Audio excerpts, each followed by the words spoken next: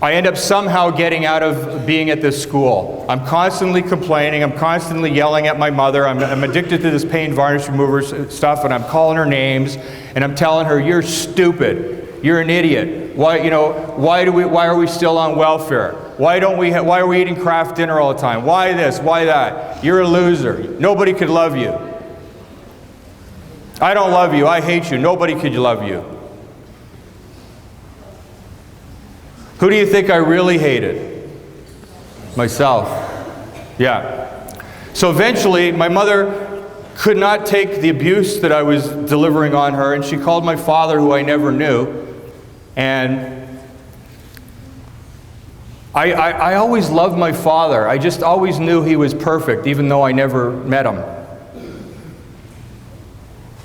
I just knew that my dad had to be amazing. I never saw him, but I heard about him. And I said, "I want to go live with my daddy. I want to go live with my daddy." And so my mother calls my dad, and I'm shocked.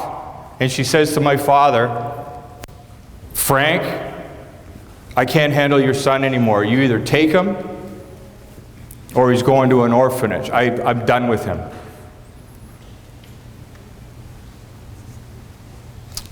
So back to that slide that said what happened. So here's what happened. What happened was I heard my mother talk to my father and ask him if I could go live with him, because that's what I wanted. That's what happened. But the tragedy is what I made it mean. It's kind of insane. Well, I don't want to call myself insane, but many people have. I'm known as Crazy Scott to a lot of people. But my mother was giving me what I want, and the tragedy is I interpreted that my mother doesn't want me. She never wanted me. She hates me. Was that true? But I believed it. And so now I feel even worse. I'm a loser. My mother doesn't love me, but my dad's going to take me. So that's kind of good. And then I go live with my dad. And it's amazing. I'm free from the evil woman. How many you can relate to that too? That you understand? Yeah. And I go live with my dad, and he's an alcoholic. He's drinking 4 or 5 nights out of the week. I don't know which nights he's going to drink. He comes home at 3 in the morning when they kick him out of the bars at 2 in the morning. And then when he comes home, he wakes me up.